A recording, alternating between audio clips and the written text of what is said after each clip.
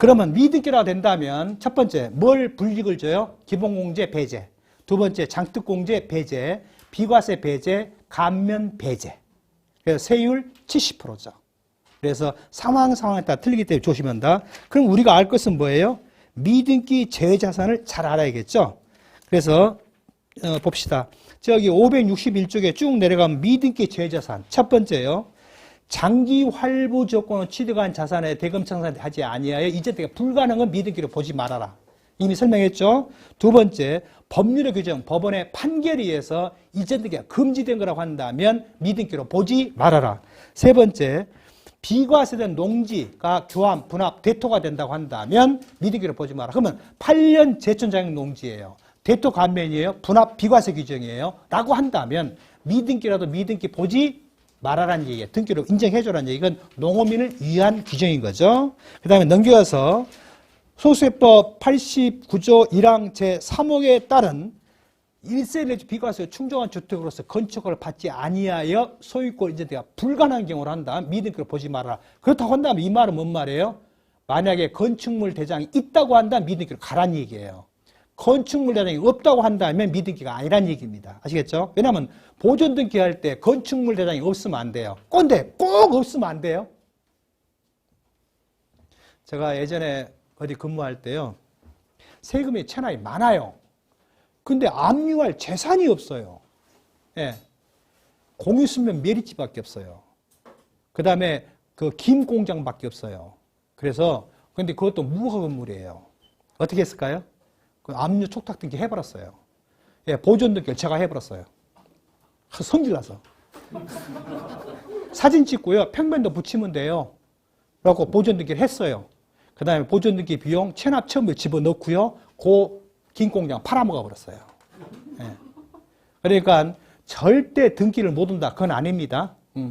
평면도를 첨부해서 할 수 있습니다. 그 다음에 562조 맨 밑 동그라미 5번 도시개발법에 의한 도시개발 사업이 종료되지 아니하여 토지 취득 등기를 하지 아니하고 양도한 토지. 이게 대표적인 게 뭐예요? 채비지 보류지예요. 예. 그런데 환지 확정이 돼야만이 지번이 부여되고 토지 대장이 만들어짐으로써 보존 등기를 할 수 있거든요. 못하죠. 지번이 없는데 어떻게 합니까? 지적을 모르는데. 이것은 어쩔 수 없다는 얘기죠. 건설업자가 도시개발법 등에 의해서 공사 용역대금을 채비지나 보류받아서 만약에 매각을 한다면 이것은 미등기로 보지 말아라. 그러나 언제까지 팔아야 돼요? 환지 확정 처분 공고 전까지 팔아야 돼요. 왜 그래요? 환지 확정 처분 공고가 나버리면 그 다음날 소유권을 취득해버립니다. 환지 확정 처분 공고가 났다는 얘기는 토지 지번이 있다는 얘기예요. 그 다음에 토지 대장이 있다는 얘기예요. 보존 등기를 할 수 있다는 얘기입니다. 그래서 환지 확정 처분 전까지 양도란 얘기입니다. 아시겠죠? 그러면 절대 안 잊어먹어요. 나머지는 생략하고요. 그 다음에 565쪽에 가설건축물이에요. 여러 선배님들 이러시다 보면 주로 가설건축물 만나면 주로 누구를 만나냐면요. 농막을 많이 만나요. 농막. 자, 농막은 농지일까요? 땅이 대지일까요? 저축법, 소득세법 시행규칙이 있어요. 농지란 전닭, 과선, 유지, 소호, 국어, 농막, 퇴비사, 양어장, 양수장, 유수지 포함한다고 돼 있어요. 근데 이게 불복이 걸렸어요. 농막의 전제 조건은요, 영구적인 건물이 아니에요. 언제든 들어서 옮길 수 있는 건물이어야 돼요. 그러니까 밑에 땅하고 고착되면 안 돼요. 이게 주춧돌 위에 올려놔야 돼요. 그 다음에 20평방미터 이상을 쓰면 안 돼요. 절대 6평 이내여야 돼요. 7평, 6평 이내여야 돼요. 그런데 그걸 팔았어요. 그러면 이 농막이 깔고 있는 땅이 100평이에요. 그 중에 20평방미터만 농막이 깔고 있어요. 그럼 80평이 농지냐 농지 아니냐는 얘기예요. 이게 말썽이 났어요. 그 납세자는 농막이 깔고 있는 100평이 농지입니다. 내가 대지로 쓰고 있지만 농지입니다 라고 주장을 했고, 과세관청은 농막 면적만 농지란 얘기지 80평은 농지가 아니다. 자, 뭐가 맞을까요? 전자가 맞을까요? 후자가 맞을까요? 후자가 맞다고 해줘요. 네, 정답이에요. 후자가 맞아요. 이게 여러분이 하실 때요, 그 20평방미터는 농지입니다. 나머지 80평방미터는 잡종기입니다. 감면하시면 안 됩니다. 그러면 우리가 그걸 알아요, 몰라요? 몰라요. 그럼 뭘 보셔야 돼요? 항공사진을 꼭 보세요. 항공사진을. 그 다음에 로드뷰를 보면 또 알아요. 근데 조심할 게 있어요. 농막이 20평방미터인데 20평방을 넘겨서 지은 사람들이 있어요. 넘겨서 주로 차광막을 붙여서 쭉 내놔버려요. 그러면 20평방이 넘어버립니다. 그러면 주택이에요. 조심하셔야 돼요. 원론적으로 가설건축물은 등기가 불가능합니다. 그래서 그건 미등기로 안 봅니다. 근데 가설건축물은, 근데 최근에 제가 봤는데요. 시골에 가보면 이런 경우가 있어요. 비닐하우스요. 비닐하우스 안에가 먹고 자고 쌓일 수 있게 건물 다 지어놨어요. 거기다 주민등록과에 전입해놨어요. 그거 조심해야 돼요. 그거 심판원 가서 패소했어요. 예. 그것은 상시적인 거주가 가능한 집이다. TV 안테나도 있고요. 거기에 냉장고도 있고요. 거기에 불도 넣을 수 있고요. 외관상만 가설건축물이에요. 근데 실제는 안 그래요. 예. 비닐하우스 안에 집이 들어있어요. 예, 그런 경우 굉장히 조심해요. 2주택으로 중과당했어요. 중과란다. 과세당했어요. 나머지는 생략할게요. 토지거래 허가에 관련된 569쪽, 568쪽에는 조세를 면탈할 목적으로 토지거래 허가국에 이제 알면서 사가지고 미등기 전매했다고 한다면 미등기 다 하라는 얘기입니다. 예, 조심하셔야 돼요. 근데 이것은 실제 인지할 경우는 별로 없더라라는 얘기입니다. 자, 다음에 주식은 생략할게요. 자, 어디로 갈까요? 취득가로 갑시다. 616쪽, 615쪽이요. 잘 나가네요, 그죠? 예, 제가 책도 안 보고 말을 떠들어서 힘드시죠? 예, 그건 알아서 하세요. 알아서 하세요. 그래서 나는 꼭 필요한 거 말씀해 드릴 거니까요. 자, 마찬가지예요. 취득가액 그러시게 되면 조금 고민이 시작해요. 장부가를 쓸 거냐, 환산가를 쓸 거냐, 시가를 쓸 거냐. 굉장히 조심해야 돼요. 환산가 절대 좋은 거 아닙니다. 그 다음에 2000년 7월 1일 이후 계약금부터는 등기부 기재가를 반드시 확보해야 돼요. 그런데 등기부 기재가가 간혹 실제로 다른 경우가 있어요. 땅을 10필지를 매매를 했어요. 근데 원칙적으로 한다면 취득 당시에 감정가, 기준시가, 그 다음에 장부가, 취득가 순으로 순차 안분해야 돼요. 근데 그걸 법무사들이 또는 공인중개사들이 필지별로 등기를 하다 보니까 필지별로 매매계약서를 만들게 돼요. 가액을 그냥 면적으로 나눠버린 경우가 많아요. 그죠? 그러면 그것을 곧바로 취득가액으로 끌어다 쓰면 안 됩니다. 또 과세관청도 마찬가지예요. 물어보지도 않고 무조건 그 금액을 취득가로 끌고 가보려고 그래요. 또는 양도가로 가져가 보려고 해요. 그러면 나는 어떻게 해야 돼요? 싹 무시하세요.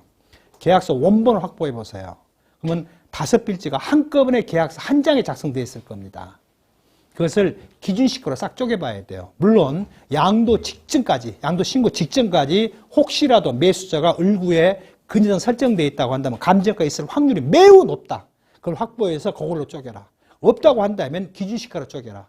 예, 그걸로 신고를 하셔야 돼요. 근데 과세관청에서는 기준시가 쪼개가지고 양도가가 적게 신고한 것만 경정을 해버려요. 예, 양도가 높이 신고하면 경정 안 해버, 놔둬버려요. 그럼 어떻게 해야 돼요? 경정 청구를 하셔야 돼요. 예. 그러면 최소한 신고할 때 그걸 다 검토했다고 한다면 그런 일이 생겨요, 안 생겨요? 안 생겨요. 그죠? 조심하셔야 돼요. 그 다음에 취득 당시에 실지 거래가액을 한다면 실제 양도, 양천, 주고받은 금액으로 한다. 이게 실가 개념이에요. 그런데 시행령 163조에서 필요경비가, 자, 우리가 보통 그러죠. 취득가에 있고 기타 필요경비가 있죠. 세법에 기타 필요경비라는 용어가 있어요, 없어요? 세법에. 없어요. 없어요. 근데 우리가 써요. 왜냐하면 필요경비가 속에 들어있는 아류가 몇 가지가 있어요? 3가지가 있죠. 취득가액 하나, 자본적 지출금액, 또 하나가 양도비용. 요 3개를 뭐라고 불러요? 소득세법상? 필요경비라고 불러요. 예, 그런데 취득가 항상 따로 떨어져 나와. 그러면 이 두 놈을 어떻게 부르기가 옹색이에요. 그래서 제한세 사무처리 규정상으로 기타 필요경비라고 쓸 뿐이에요. 예, 세법에 기타 필요 용기는 없습니다. 없어요. 그러면 취득할 때 부대비용, 대표적인 사례가 취득할 때 매입세액이 문제가 돼요. 그죠? 매입세액을 취득가액 가산해야 돼요? 빼야 돼요? 그 사람이 사업자로서 매입세액 공제를 받는다면 넣으면 안 돼요. 그렇죠? 그 다음에 그 사람이 간이과세자라고 한다면 당연히 넣어도 돼요.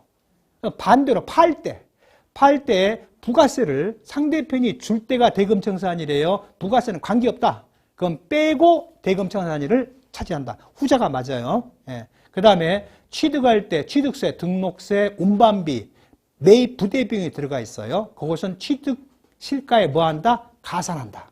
그 다음에 할인 차금 상각액이 사업소득이 했다고 한다면 그건 하지 말고 만약에 안 했다면 양도소득이 해라.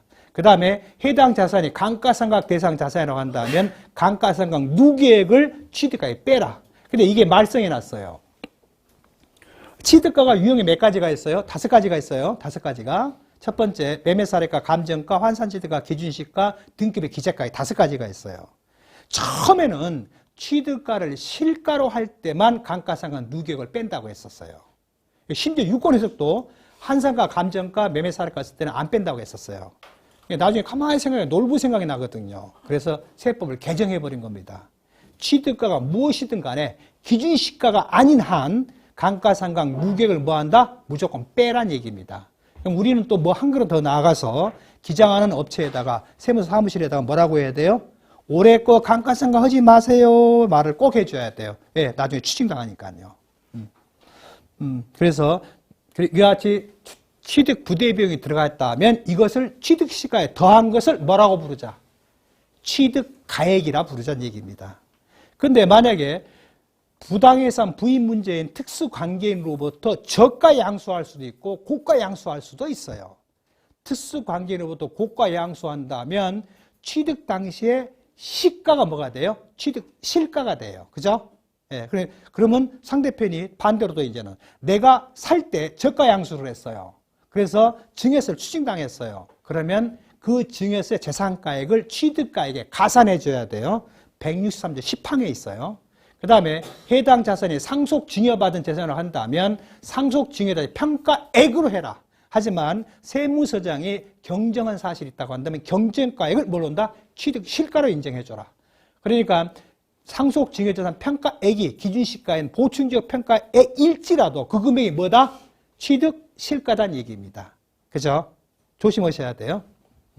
자, 그것을 염두에 두시고 616쪽에 가보시면 취득가액의 기준시가, 실제거래가, 등속의 환산취득가 적용이 있는데 환산취득가를 적용할 때는 환산취득가보다 환산취득가 플러스 계산공제액을 A값이라고 합시다. 그 다음에 실제 소요된 경비인 자본적 지출비용, 양도비용을 B값으로 합시다. A값과 B값 중에 뭘 적용해라? 큰 놈을 필요경비로 공제하라는 얘기입니다. 간혹 그런 경우는 언제 만날 수 있다? 용산에 있는 아파트 리모델링 할 때요. 리모델링 하면 어떻게 하는지 알아요? 주로 용산 쪽에 지어진 들이 80년대 후반에 지어진 많아요. 아파트가. 지하 주차장이 있어요? 없어요? 없어요. 그러니까 어떻게 해야 돼요? 1층을 싹 비워요. 1층을 비워서 1, 2층을 뭘로 바꿔요? 주차장으로 바꿔버려요. 그리고 꼭대기층을 2층, 3층을 증축을 해버려요. 그리고 싹 이사로 올라가 버려요. 그 다음에 그런 집이 아파트에 엘리베이터가 하나밖에 없는 집이 많아요. 그 다음에 이게 복도식이 있고 계단식이 있죠. 복도식은 뭐예요? 엘리베이터 내려서 그냥 걸어가면 내 집이에요. 복도식이 뭐예요? 엘리베이터 내려서 한참 통로 와서 걸어가서 문을 열어야 돼. 그죠? 그러면 엘리베이터 하나 있는데 내가 6호라면 1호 쪽에 있어요. 코아가 1호 쪽에 있으니까 6호까지 걸어가야 돼요. 그럼 어떻게 하면 1호부터 3호는 기존 엘리베이터 쓰고 4호, 5호, 6호는 그 사이에 엘리베이터를 밖에다 만들어버려요. 그러면 내리자마자 그 복도를 없애버려요. 그냥 다 붙여버려요. 그럼 이게 뭐가 돼요? 복도식이 돼버리잖아요. 계단식이 아니잖아요. 그죠? 예, 그런 식으로 리모델링을 합니다. 그러면 리모델링에 관련된 비용을 한두 푼 내겠어요? 몇 억씩 내요. 그러면 그 다음에 그런 집들의 분양가가 굉장히 낮아요. 5천, 6천도 안 돼요. 분양가가. 환산가 써봐야 별로예요. 예, 자본적 지출비용 훨씬 더 많아요. 예, 그런 경우는 특히 특히 조심해야 돼요. 리모델링은 건물은. 예. 예, 건축물에 써져 있어요. 리모델링 했다고 써져 있어요. 그래서 리모델링은 근거 범죄이 뭐예요? 주택법에 있어요. 옛날 주택권 촉지법. 그래서 주택법에 직장조합, 지역조합, 그 다음에 리모델링 조합이 세 가지 형태가 있습니다. 조합이. 넘기고요. 621쪽이에요. 자, 부동산의 경우에 의제 취득 시기는 85년 1월 1일이에요. 그러면 84년 12월 말 이전에 취득한 경우로서 취득일로부터 84년 12월 말까지의 양도소득금액은 국가가 어떻게 하겠다? 국가가 포기하겠다는 얘기입니다. 포기하겠다. 그래서 84년 12월 말 이전에 취득한 부동산의 취득 시기는 85년 1월 1일로 한다. 이게 의제 취득 시기예요. 근데 의제 취득 시기와 관련해서 주로 많이 만나는 게 8년 제천장 농지 감면이에요.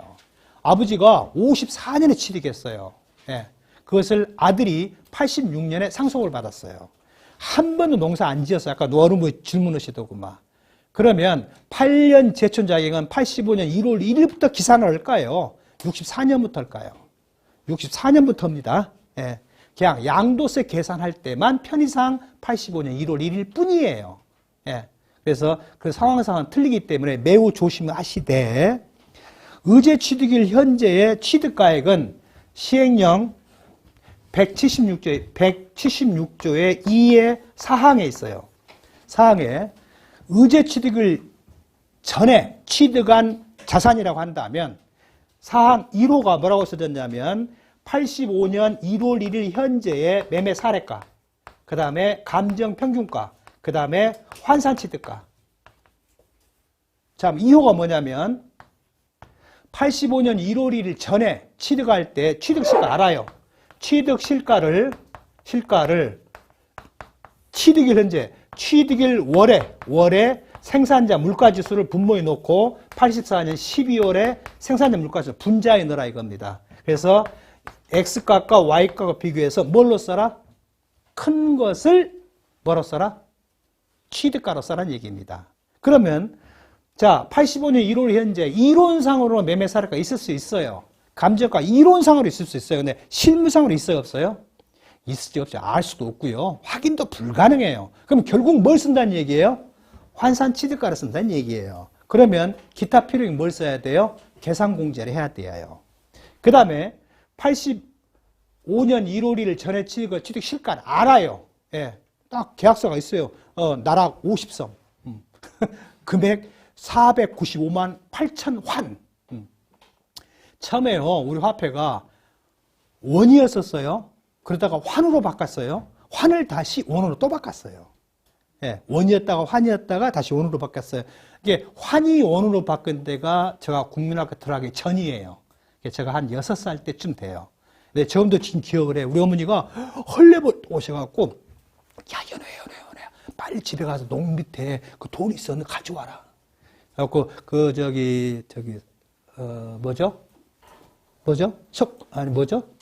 신라인들이 하늘 보고 별 첨성대가 그려진 그림이 있어요. 500원, 500한짜리. 내가 그걸 집에서 가져간 기억이 나요. 예. 그래가지고 그때 화폐 개혁을 했었죠. 예. 딱 써줬어요. 예. 써져 있는 금액이 진작 있다고 한다면 생산자 물가지를 적용해보라는 얘기입니다. 그래서 얻어지과 비교해서 뭘 써라? 큰 놈을 써라. 상속증에 포함이라는 얘기입니다. 자, 그러면 시행령 163조 9항에 상속증여받은 재산은 상속증여 평가액으로 한다고 되어 있어요. 해당 재산이 85년 1월 1일 전에 상속증여를 포함하여 매매세가 환산가 감정평가를 쓸 수 있다. 높은 놈을 써라고 했어요. 그러면 원론적으로 85년 1월 1일 이후에 상속증여받은 것은 이걸 쓸까요? 다른 걸 써야 될까요? 163조 9항은 의제취득 이후에 취득한 것만 적용합니다. 그죠?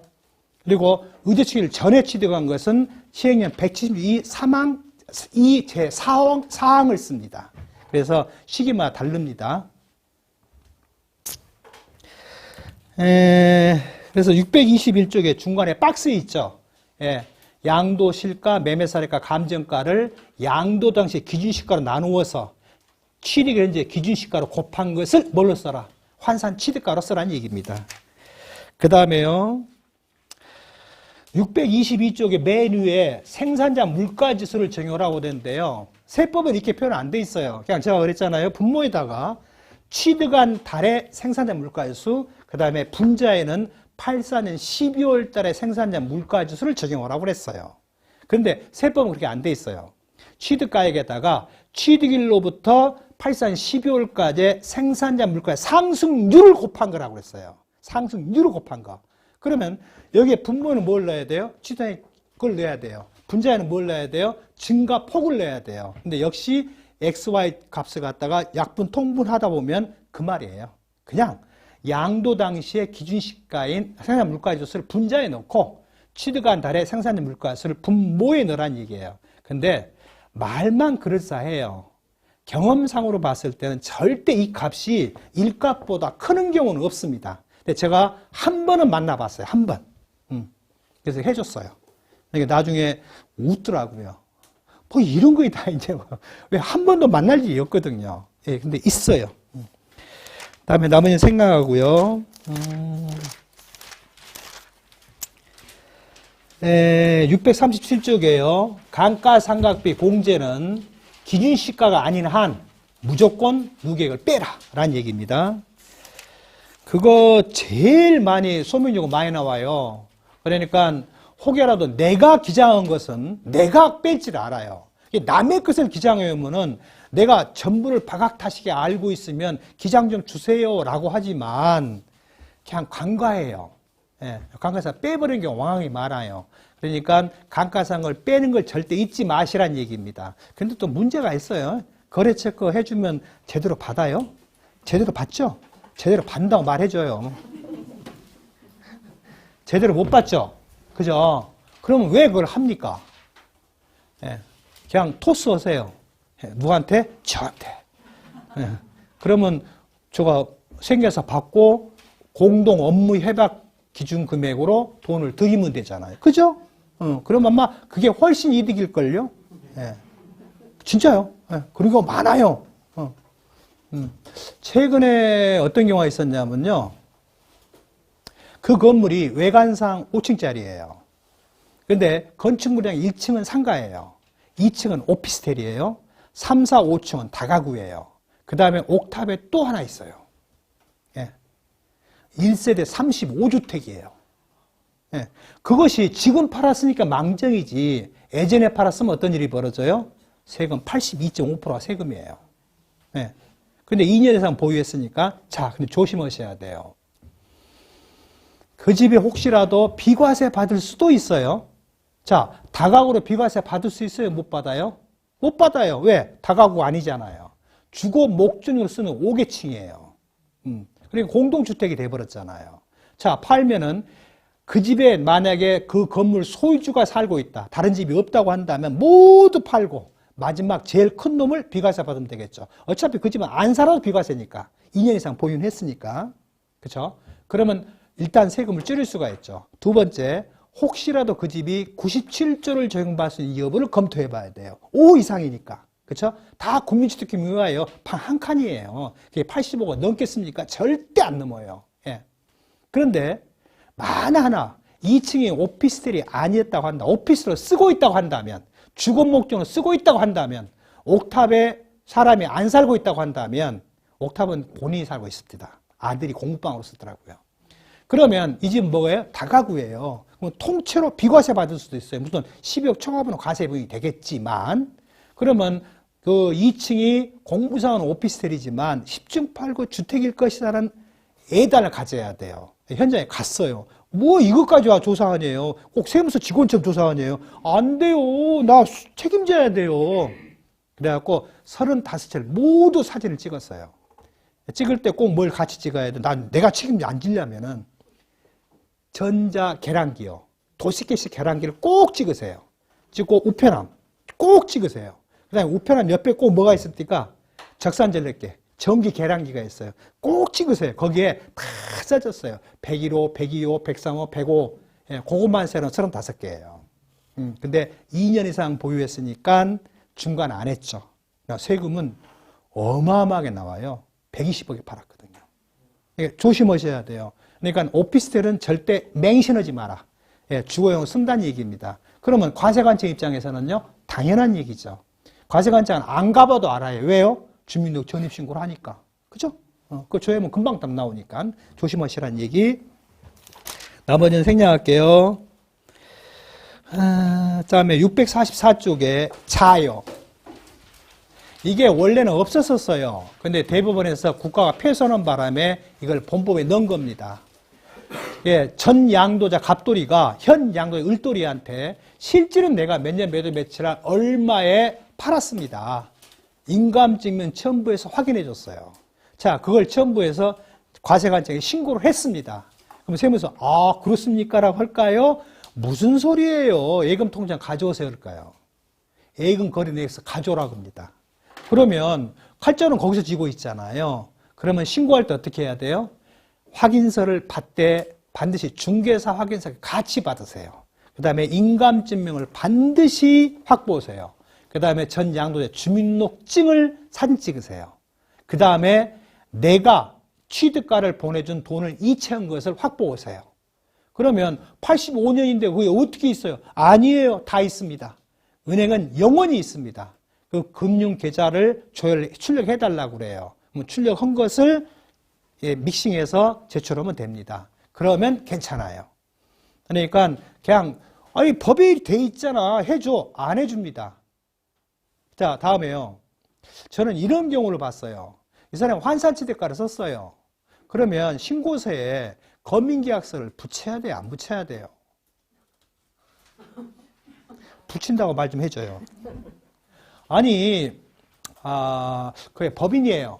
세무법인에 신고를 했는데 환산가를 썼으면 어떤 경우이든 검민계약서를 안 붙여야 돼요.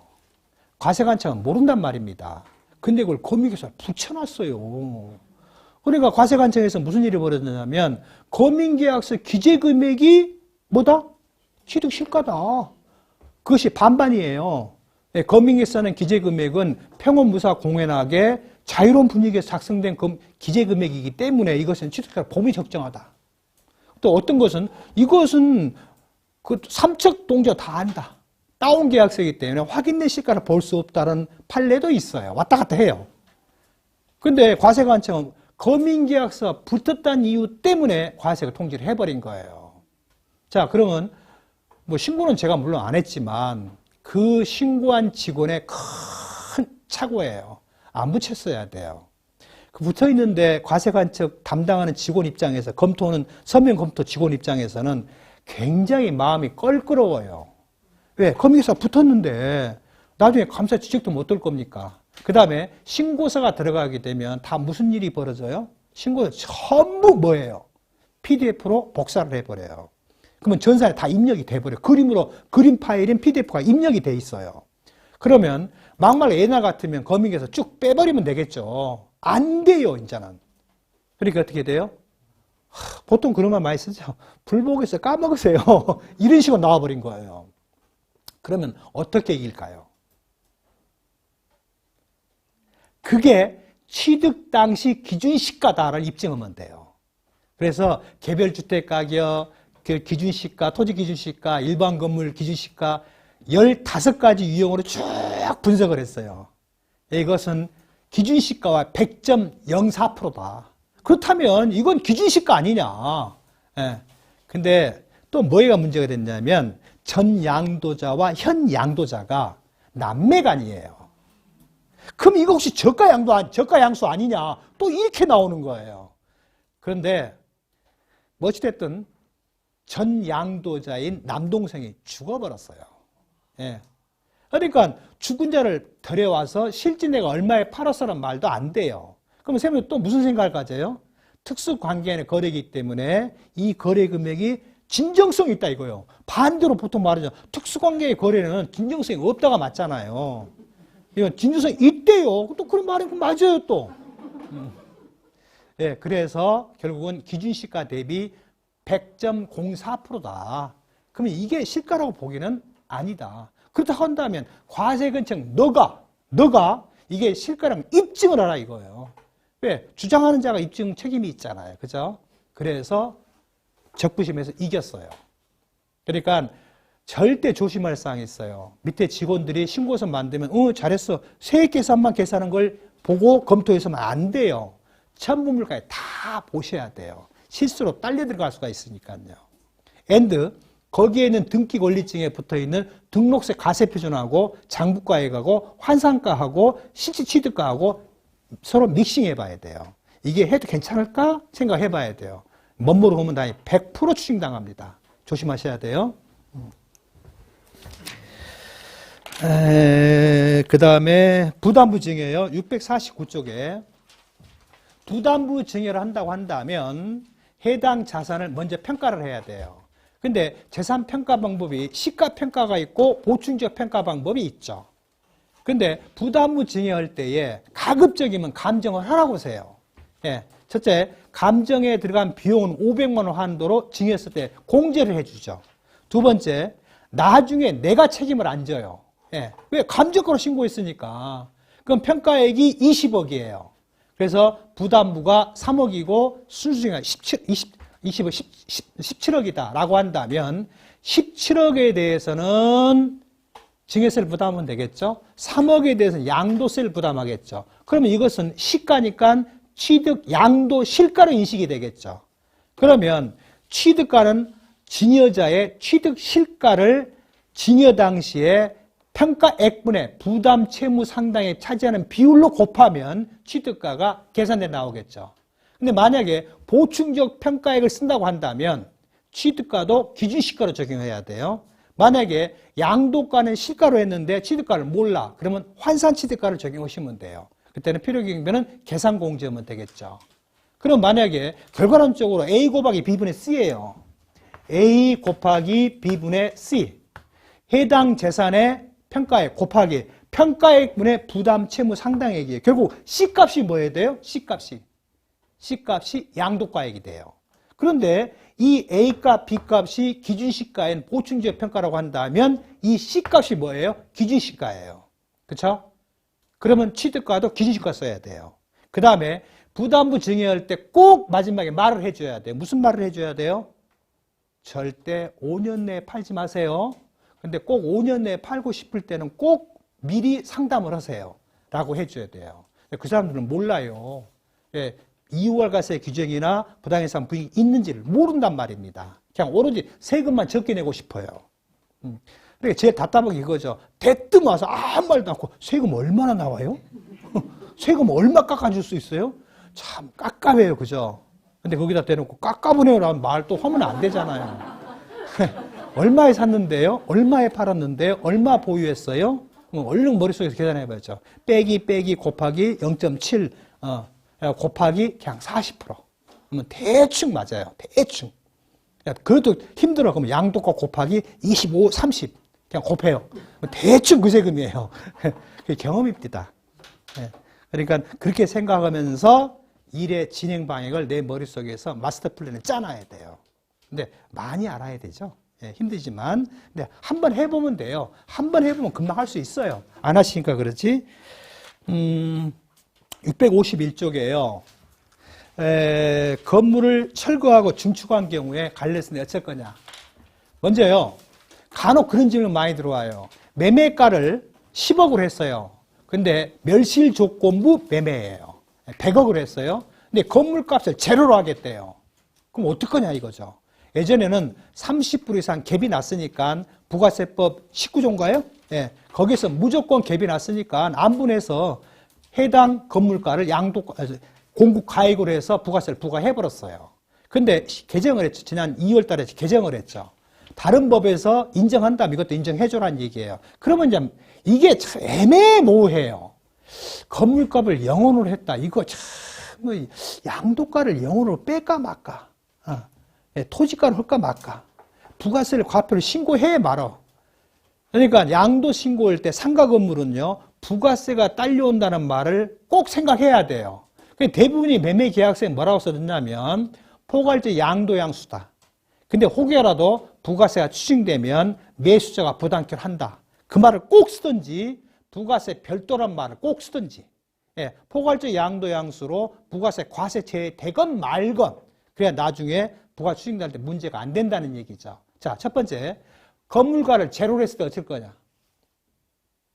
그러면 어차피 양도세는 매치나 대치나 양도소득은 똑같아요.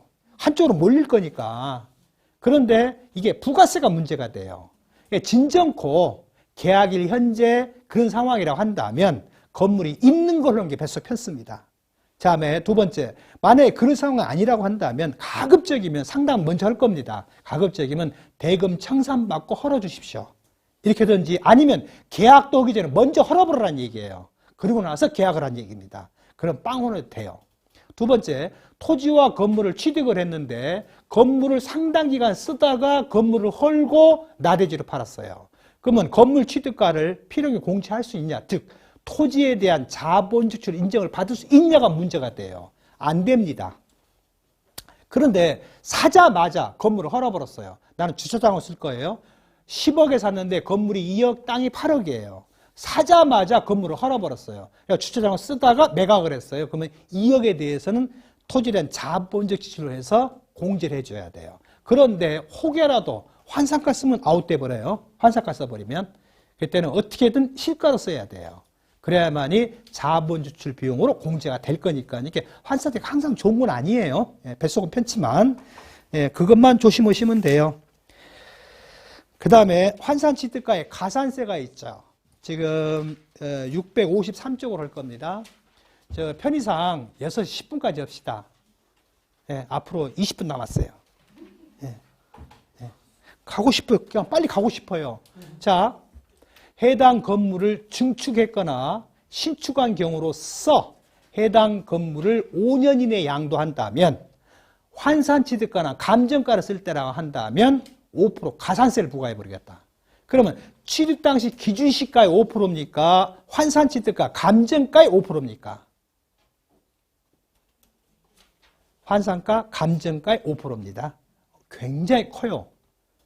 그 다음에 이거 원래 없었던 건데 자꾸 장난쳐서 그래요. 니도 모르고 나도 모른다는 이유 때문에. 근데 조심해야 돼요.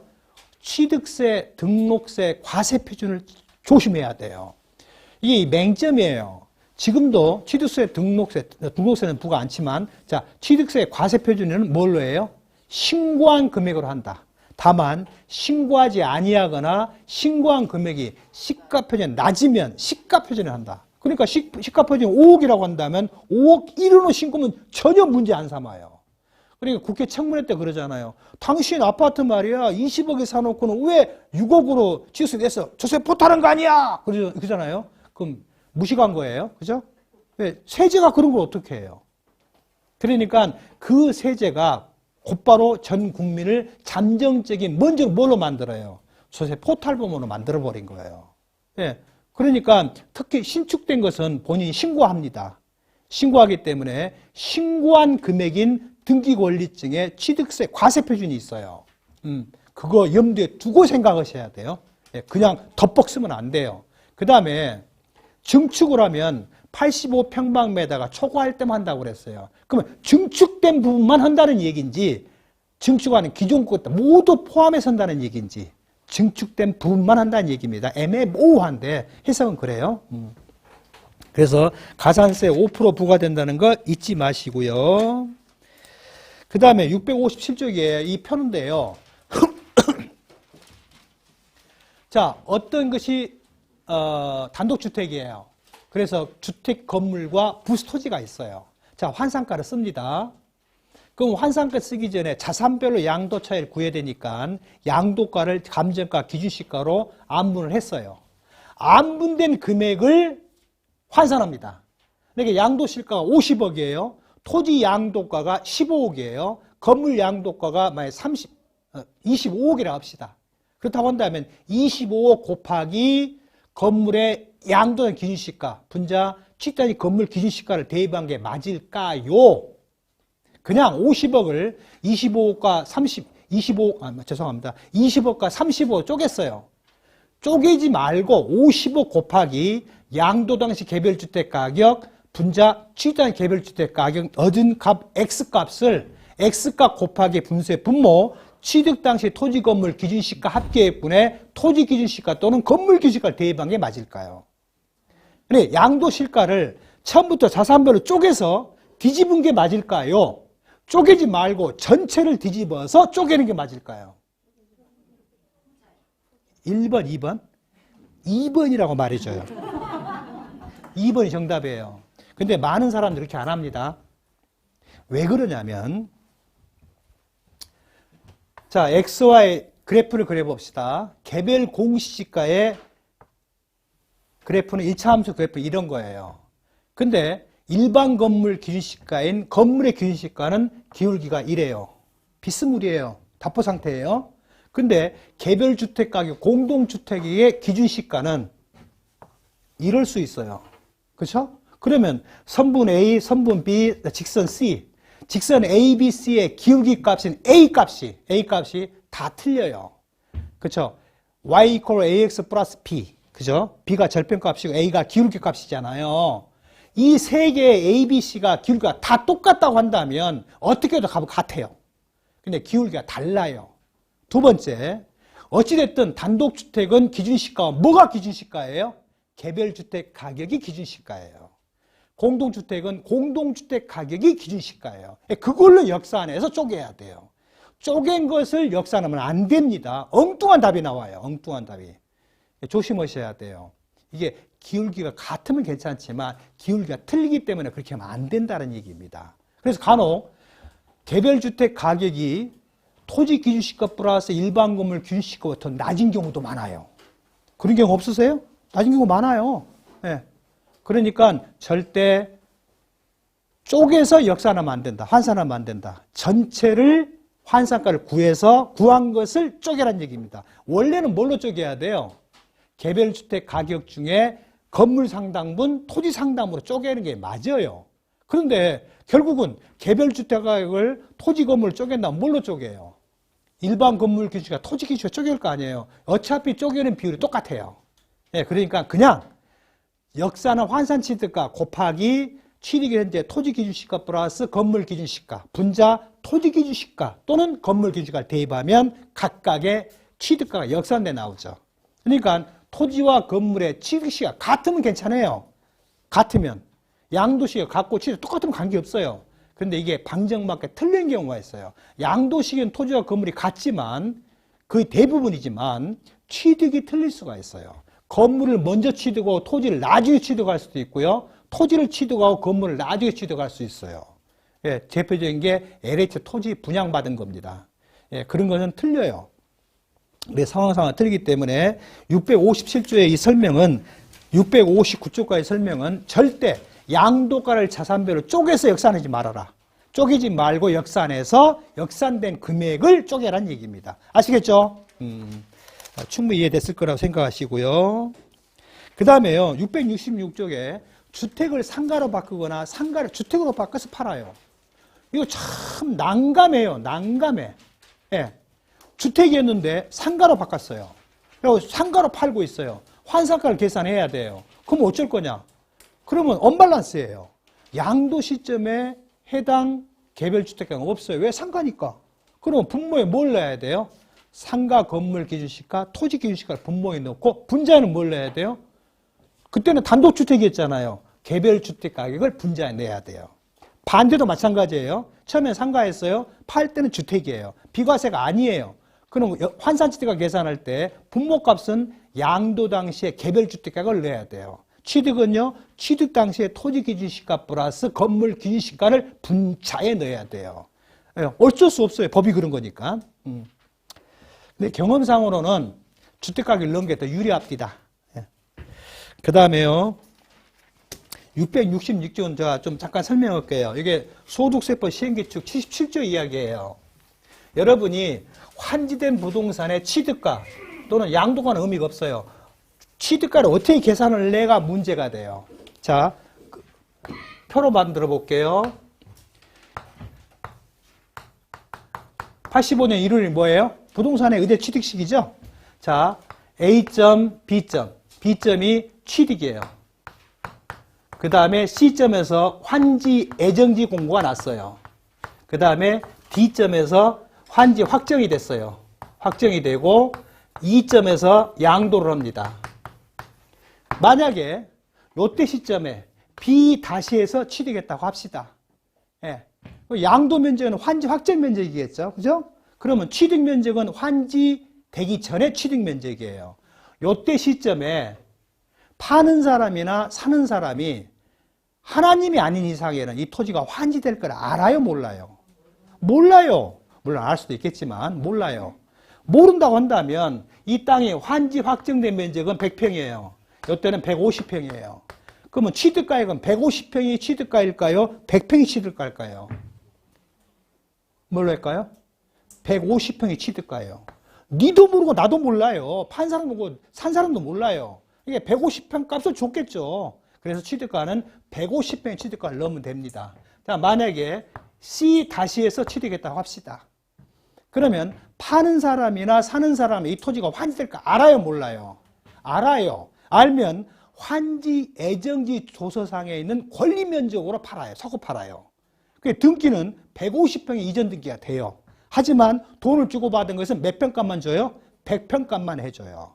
그러면 양도가가 100평이고 취득가도 100평값만 취득가를 넣으시면 돼요. 그죠? 그것은 뭐냐면 환지 애정지 공고 전에 취득한 경우로 한다면 취득 당시의 면적과 가액을 넣어라. 환지 애정지 공고일 이후에 취득했다면 환지 애정 면적 또는 권리 면적을 취득 면적, 취득가액에 적용해라. 자, 세 번째요. 이날이에요. 이날이 라지 A점이에요. 이날이 취득 시기예요. 그 다음에 라지 A2 다시, 이건 라지 A3 다시. 자, 만약에 죄송합니다. 요 날이 한지 애정지 공고라고 합시다. 애정지 공고 날짜가 A점이라고 합시다. 아까 같은 똑같은 원리를 봅시다. 환지 애정지 공고 전에 A2-에서 취득했다면 취득 면적을 150평으로 해야 될까? 100평으로 해야 될까요? 아까 같은 논리를 생각한다면 150평으로 해야겠죠? 두 번째, A3-라고 한다면 취득 면적을 얼마래요? 100으로 해요? 150으로? 아까 같은 논리로 따진다면 100으로 해야겠죠? 안 됩니다. 다 100으로 해야 됩니다. 왜 그럴까요? 외우려면 못 외워요. 자, 85년 1월 1일 전까지의 양도소득금액 국가 과세권을 포기했어요? 안 했어요? 포기했어요. 또 봐줘? 안 봐줘. 그 말이에요. 자, 말로 바꿔봅시다. 해당 토지가 환지된 토지로서 환지 애정지 공고 전에 취득한 경우로 한다면 당초 취득 면적과 취득 가액을 써라. 환지 애정지 공고일 이후에 취득한 경우로 한다면 환지 권리 면적과 그 해당 금액을 취득 실가로 해라. 기준시과 마찬가지고요. 세 번째, 해당 토지가 의제 취득일 전에 취득한 경우로 한다면 애정지 공고 전에 취득한 후에 취득 따지지 말아라. 양도 면적을 뭘로 해라? 취득 면적으로 해라. 이렇게 외우려면 못 외워요. 그럼 외울 필요 없어요. 왜요? 또 봐줘? 안 봐줘. 그렇게 기억하면 돼요. 그죠? 이것은 실제가 그래요. 애정지 공고 나면요. 공부상 면적은 150평이 넘어오더라도 실제 돈은 100평값만 주고 삽니다. 예, 그래서 실질을 그대로 반영한 겁니다. 그것이 561쪽의 한지 애정지 공고 전후 시기에 라는 얘기죠. 한 걸음 더 나갑시다. 이게 어디에서 한번 나와요? 어디에? 조세 특례제한법 66조, 시행령 66조에 나와요. 자격농지 감면 규정이죠. 예. 해당 토지가 2002년 1월 1일 이후에 환농지 외의 지목으로 환지 애정이 났다고 한다면 환지 애정지 공고일로부터 양도일가의 소득금액 감면 못 해준다. 시행령 66조 4항 2호 뭐라고 했어요? 해당 토지가 환지 애정지 공고가 난 경우로서 3년을 경과하면 무조건 감면 배제하겠다. 다만 지급받은 청산금은 그러지 아니한다. 그렇죠? 기억나세요? 그러면 환지 애정지가 난지 안 난지 또 어떻게 알아요? 토지장 떼면 뭐라고 써요? 토지 구획정의 사업 완료, 도시개발사 완료. 그 다음에 토지 이용 계획 확인을 해보세요. 부동산 정보 통합 시스템이 있어요. 가면은 토지 이용 계획에 관련된 토지 이용 확인서가 나와요. 거기 여러분 알아요. 용도 지역, 규제 지역, 제한 지역, 금지 같은 거 내용이 쭉 써져 있어요. 이런 도시개발법엔 개발사업 진행 중임 이렇게 써진 경우 많아요. 그럼 환지 사업이 되고 있구나 라고 물어봐야 돼요. 물어봐서 관련서를 확보를 해야 돼요. 뭐만 확보하면 돼요? 환지 애정지 조서만 확보하면 돼요. 거기에 종전면적, 종전주택, 집원, 면적, 환지 후 권리면적, 예정되는 그 환지하면 꼭 뭐가 나옵니까? 블럭 로트가 나오죠. 블럭 로트, 5브럭 4로트. 그러니까 이만한 토지를 이렇게 쪼개죠. 쪼개서 이것을 1브럭, 2브럭, 3브럭, 4브럭, 5브럭이죠. 이걸 또 쪼개죠. 그래서 1브럭 4로트. 예. 그러면 1로트, 2로트, 3로트, 4로트. 블럭 속의 소집합이죠. 근데 방정맞게 이게 조회를 하면 개별 공식이 안 나옵니다. 예. 특수 지번을 넣는 걸 물어보면 돼요. 그러면 관할 구청에서 알려줍니다. 예. 블럭 로트가 나와요. 예. 블럭 로트가 나온다는 얘기는 무조건 태동토지가 뭐하고 있다? 환지 사업하고 있구나 라는 생각을 해야 돼요. 해당 토지가 만약의 경우에 농지다, 대토 간면이다, 자격농지 간면이다, 그 다음에 비사무 토지 여부 판정한다, 그랬을 때는 반드시 환지 예정지 공고 날짜를 확보를 해야 돼요. 그래서 도시개발법 등에 의한 환지 사업의 경우로 한다면, 취득한 때부터 도시개발 예정지로 지정 공고된 기간, 건축이 가능한 때로부터 2년의 기간은 비사업용 기간으로 본다, 안 본다? 안 본다 라고 되어 있죠. 기간 계산해야 되거든요. 예정지 공고 날짜, 지구단위 계획구역의 지정 고시 날짜, 건물이 가능한 때 2년. 그럼 그 기간은 전체 보유 날짜 수의 그 기간 60% 이상이면 해당 토지가 설령 나대지일지라도 잡종지일지라도 비사업용이 아니다라는 얘기입니다. 그렇죠? 그래서 조심하셔야 돼요. 만약에 순천시 쌍안면의 농지예요. 2010년 5월 4일 날 그 땅이요. 상업용지인 터미널이 들어온대요. 혹시라도 이건 가짜예요. 자, 예를 들어 많이 얘기해요. 또 진짜 받아들이지 말고요. 예. 그래가지고 그 땅이 상업용지로 바뀐대요. 예. 지금 팔아요. 감면 돼야 안 돼요? 감면 안 된다고 말 좀 해줘요. 시아버지 거예요. 안 돼요? 왜 안 돼요? 환지 예정지는 시의 동을 안 따져요. 읍면 안 따져요. 무조건 3년 지나면 감면 배제예요. 조심하셔야 돼요. 그러나 그 주거상업 공업지역은 시의 동적이 원칙이에요. 하지만 2002년 1월 1일 이후라고 한다면 시의 동의 읍면 따지지 마세요. 주상공에 들어가 버리면 주상공에 들어간 날부터 양도 올 때까지의 소득금액은 감면 못합니다. 예를 들어 봅시다. 요걸로 오늘 강의는 끝낼게요. 혹시 고향이 어디요? 친정집이 어디요? 아, 거기요? 충청이래요. 충북 예산군 예산읍 예산리래예요. 이 땅이 2006년 1월 1일 날 주거지역에 편입이 됐어요. 땅은 농지가 맞아요. 8년 이상 채청했어요. 자, 그러면 취득을 A점에서 2004년 4월 1일 날 취득했어요. 2006년 1월 1일자 주거지역에 들어갔어요. 이것을 2022년 4월 10일 날 양도했어요. 자, 감면 여부요? 감면 여부는 A부터 B까지 다 된다. 1번. 요것은 감면이 2번은 안 된다. 다시 말해서 요것은 감면 된다. 뭐가 맞아요? 자, 첫 번째. 이게 시의 동적이 아니잖아요. 3년을 경고했건 말았건 감면은 돼요. 하지만 주상공에 편입된 날짜가 언제예요? 2002년 1월 1일 이후잖아요. 그럼 본법 1항 단서에 따라서 편입일로부터 양도일까지 이 B씨 구간은 감면이 안 됩니다. 조심하셔야 돼요. 그런데 거기에 국회의원이 우리 아버지예요. 아버지 이빨이 굉장히 좋아요.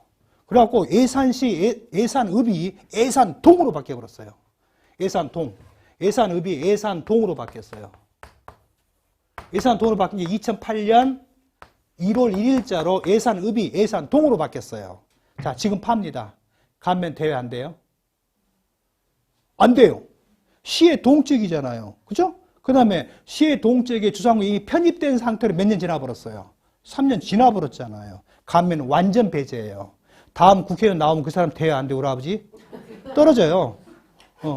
왜? 감면 대상인데 시의 동을 바꾸는 바람에 감면이 배제되어 버렸잖아요. 그죠? 그래서 상황상은 틀리기 때문에 매우 조심하시고 오늘 강의는 여기까지고요. 내일은 부당이산 부인 이홀과세, 그 다음에 비사업용 토지, 그 다음에 감면 규정의 등록에 대해서 설명드립니다. 오늘 고생 많으셨습니다. 수고하셨습니다.